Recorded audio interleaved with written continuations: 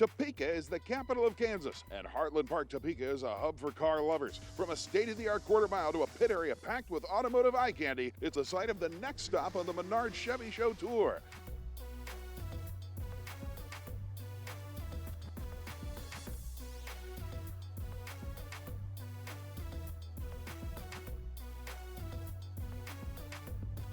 Welcome, everybody, to another edition of the Menards Chevy Show. This time coming to you from Heartland Park, Topeka, on the windswept plains of eastern Kansas, just a few miles outside of the capital city.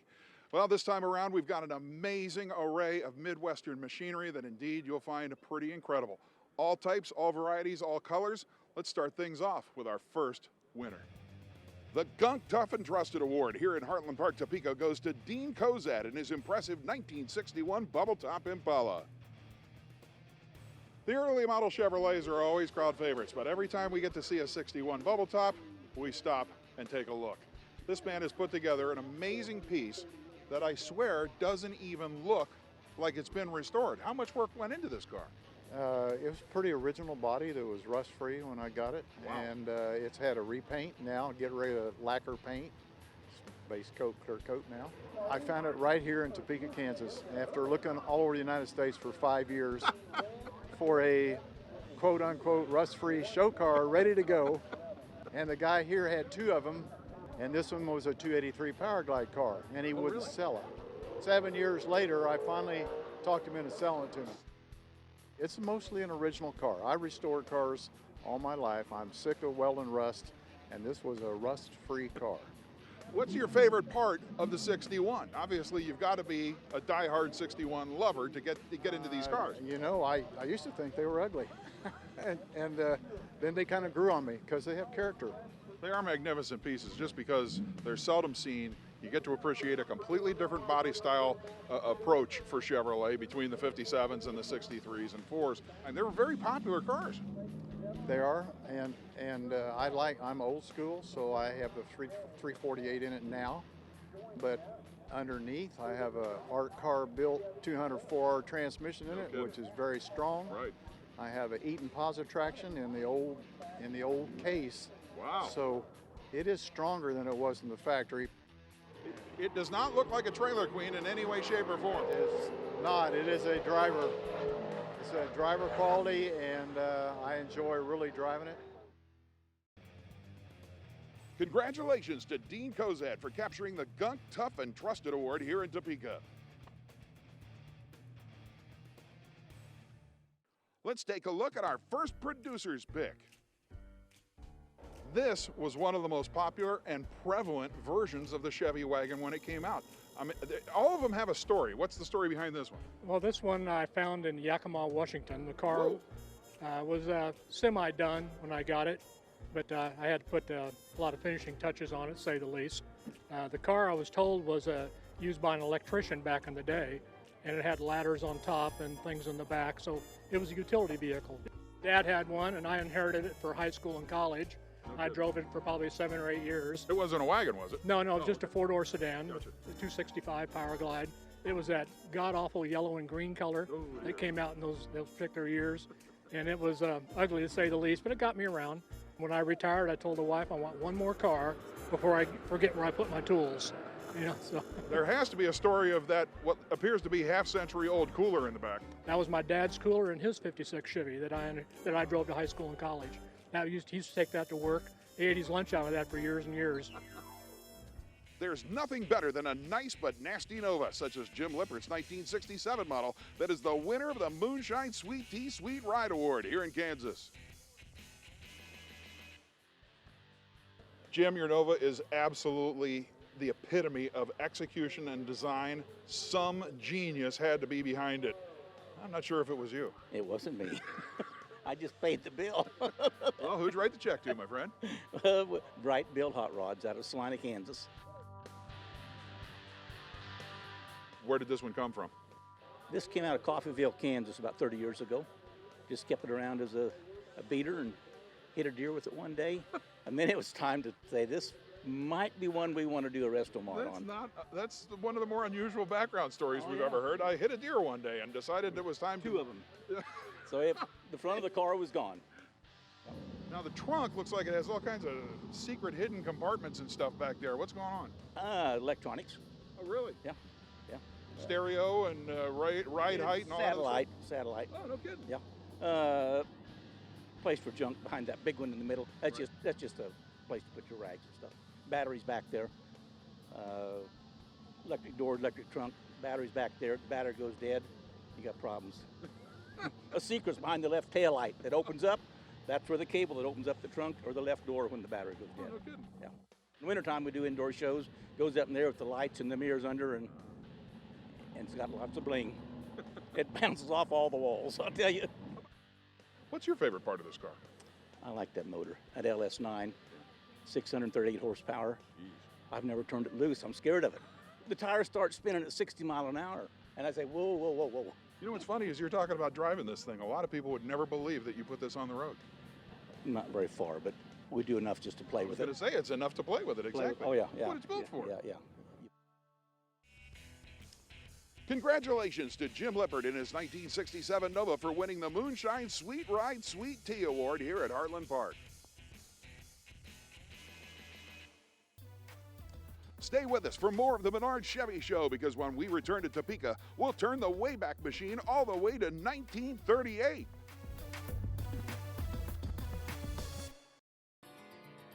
The Menards Chevy Show is being brought to you by Z-Max, the one product for your engine, transmission, and fuel system. Evapo-Rust, super safe rust remover. Steel Rubber Products, quality crafted rubber parts and weather stripping. And by Dustless Blasting, it's the future of surface preparation. Welcome back, everybody, to the Menards Chevy Show here at Heartland Park in Topeka, Kansas. How about a 1950 Chevy sedan delivery? This is George and Jean Bursler's version with a small block Corvette engine, baby moon disc hubcaps on chrome reverse wheels. But if you think that's cool, take a look at what's parked next to it. It's one of our producers' picks. Nick, the big-bodied classics are some of the best crowd favorites out there. 38 Master Deluxe. This was totally blown apart and totally in pieces. No kidding. I didn't have a motor, rear end, transmission. The body was not even on the frame. Really? Where'd you find it? East of Arkansas City, Kansas. It was in a field. Somebody had started to make a drag car out of it and totally blew it all apart, and then decided they didn't want to and just left it out there. My wife wanted a project that we could both work on. Really? Yep, and she did half the car and I did half the car, basically. Which half went to who? Well, as she said, you tell me which one it is. Okay.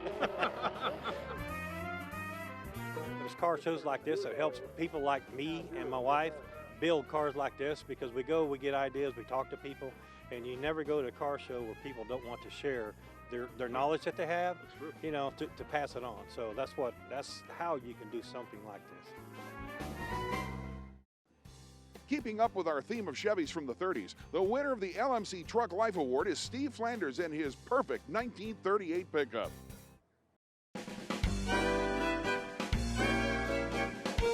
The judges always manage to find some absolutely amazing pickups, but this time around, we've got one that's truly stunning.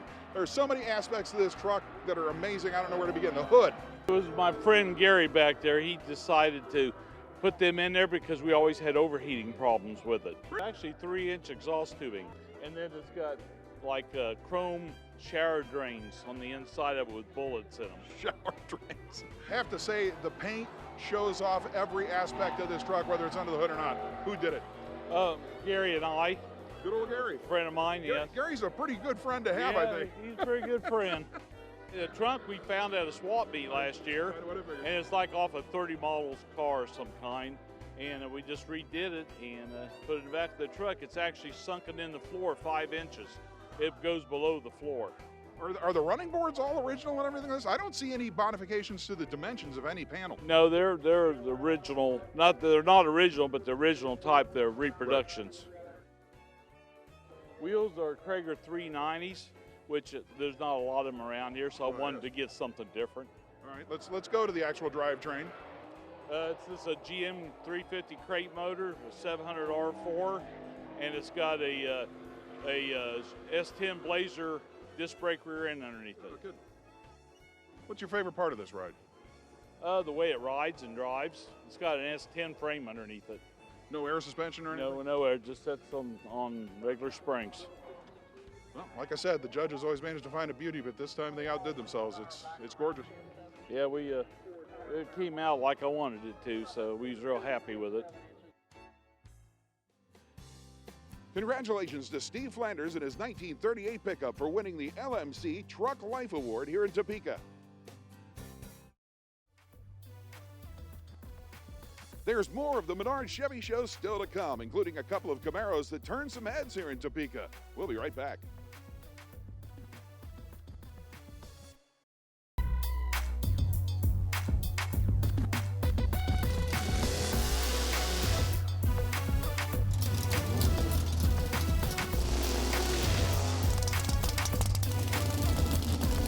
Welcome back to the Menards Chevy Show, coming to you from sprawling Heartland Park, Topeka.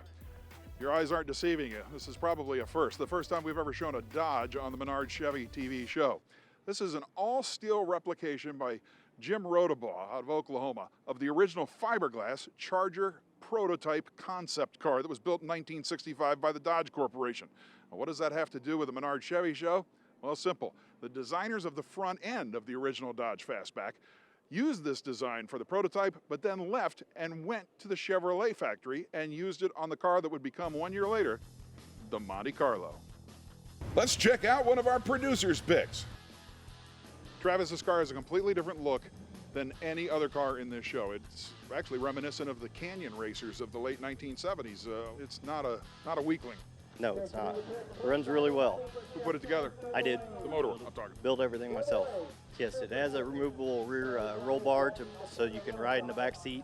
Not a whole lot of room back there, but it is able to be used. Yeah, plus you can put the bar back in front of the people and they'll never get Yes. out. Yeah, exactly, yes. Were you looking for a T-top car when you found this thing? No, I was not. I was just going to look for a Camaro, and I come across this one, which has had a newer roof put on it, but they did such a nice job. I left it alone. And Yeah, we need to make it clear to the viewer, there was no such thing as a T-top 70 and a half. there was not, no. We've been several times out of state, drive it quite a bit. I've put over 13,000 miles on it in the last couple of years. And You ever ran it, drag racing? I did some autocross with it. Is Oh, all I cool. did. Yeah. A slightly older Camaro owned by Dwayne Scardina is the winner of the Duracell Crank It with the Copper Top Award here today in Topeka. This car is absolutely magnificent, but there are so many things that people don't even realize that they've never seen on a 67 Camaro like this. Where does the list start? Well, it's just a stock Camaro. I'm big into stock. It's not an RS, it's not an SS, it's just your two-door sport coupe, and that's what I like, just a nice clean car. This was built in November of '66. It does have the 327, 210, like you say, it's got the 2-barrel on it. So it does have the lower horsepower, but it'll still get up and go. In what condition did you get this thing? When I got it, it was a good driver. You know, I took it to car shows on wet days. You know, I wasn't afraid to drive it then. In fact, my kids drove it to school in high school. My wife would occasionally take it to work if the main car was broke down or something. So it was a really nice driver. And once I started getting into it and we started restoring it, I found out, well, it was a nice driver, but it needed a lot of work. Anything truly specifically rare about this car? It has some unusual interior lighting. Yeah, now that was a option, you know, depending on what package you got with the car, where it's got the trunk light, it's got the underhood light, does have the bright pedals and things like that on it. So, No real problems with the electrical system during restoration? not really. We did some wiring replacement. We put the Duracell battery in it, which is, you know, a nice battery that we like to use. So, no, it was. You know, like I say, we had our issues. I did as much of the work as I could possibly do, tearing down and things like that. Had a friend where we freshened up the motor. The motor was in pretty good shape, so we didn't have to do a whole lot about it. Did you check the VIN to see if it was a 2-barrel 327? How did you come up with the combination? Well, with the VIN tag, we were Oh, able was to find really? that, and the cow tag, we were able to find it. Yes, it is correct. It is correct. Dwayne Scardina is certainly proud of his rare Camaro, and they are certainly deserving of the Duracell Crank It with the Copper Top Award.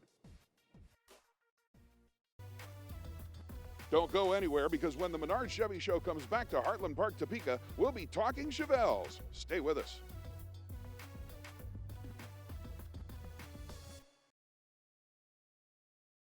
Menards Chevy Show is being brought to you by Custom Auto Sound, the originator of classic car OEM fit radio since 1977.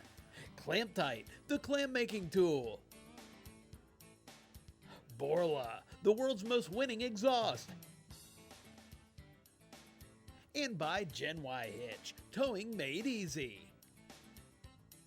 Welcome back, everybody, to Heartland Park, Topeka. You know, Art Brandt's fabulous supercharged Chevy-powered 1948 Anglia is a great lead-in to talk about this magnificent facility. Yes, it has a full championship road course, but a lot of people also know this facility as the host of a National Hot Rod Association Championship National event. Let's find out a little bit more about Heartland Park. Jake, this facility has a schedule that's pretty much unequaled in motorsports. You've got the drag strip, you've got the road course, you've got the oval track, tractor pulls. Is there anything that this place doesn't host? Not that we figured out yet. We added a motocross track this year too, so we've even got two wheels going on. We host autocross events, drift events, police motorcycle riding schools, you name it, we do it, having a big open asphalt area as well. There's some stuff that we're working on for 2018 that we're not ready to let out of the bag yet. We're trying to really grow it being a family-friendly venue. Some things may be a little less race-oriented than others, just a way to get the community involved and keep everybody out here at Heartland Park, Topeka.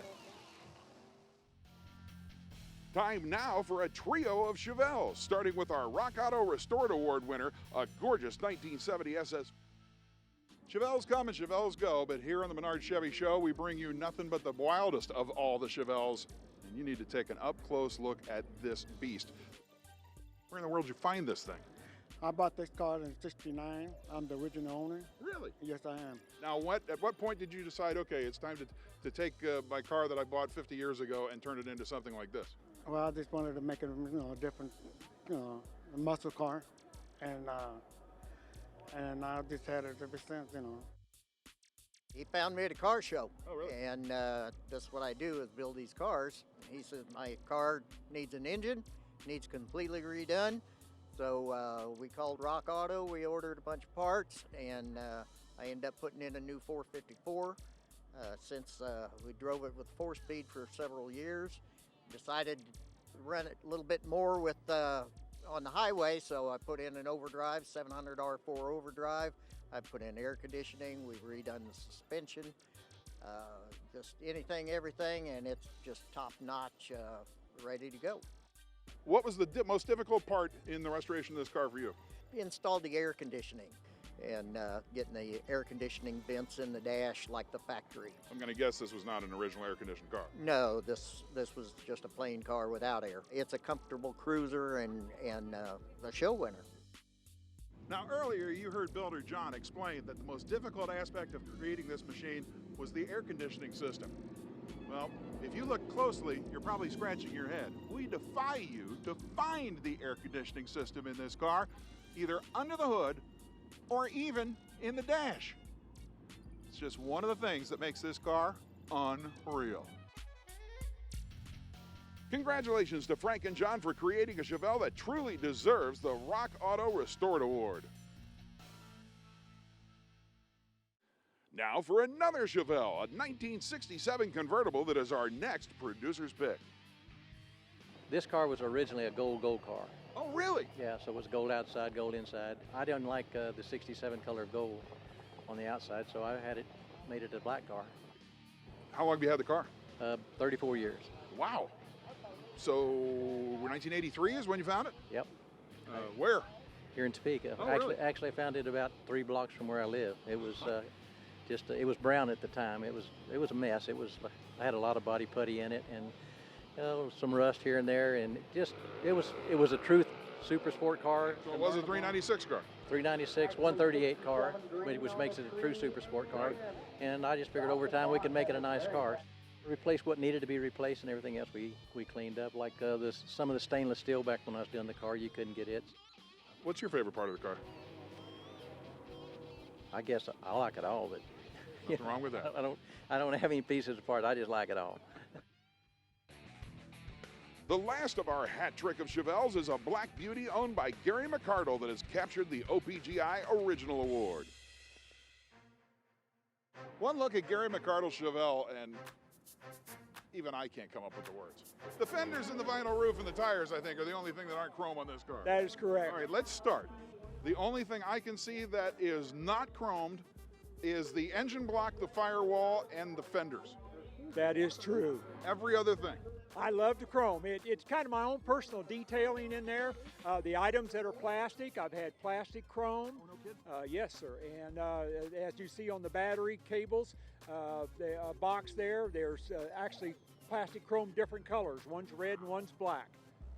Now, the one thing that everybody stares at is the grill. I had that custom made out of Las Vegas, Nevada. I come up kind of with the idea. It's brought special. Then I did the headlights, which are the Oracle headlights that do multi-colors. And it's kind of just put a unique custom look on the front end. Absolutely stunning interior because it's so subtle compared to the rest of the car. I had it special made. It's TMI interior, and it has the white stitching that matches the outside. I had a suede effect put in it, and I just kind of made the car different. Matter of fact, if you look around on the car, on the SS emblems and decals, there's probably about 65 of them on the car. They're just so located in different spots that you just don't notice so many of them on there. I love building the gold car. I love the comments that everybody gives. I love to go to the small shows out in western Kansas, but I love the big shows as well. They're a lot of fun. It's the people that give us the compliments is reason why we build these cars and why we show them. Congratulations to Gary McArdle and his 1970 Chevelle SS on winning the OPGI Original Award here today at Heartland Park. Well, folks, that's all the time we have for this edition of the Menards Chevy Show. Indeed, next time, you'll be seeing us from St. Louis, Missouri at Gateway Motorsports Park for another fantastic group of Midwestern bow tie stormers. Until then, thanks for being with us.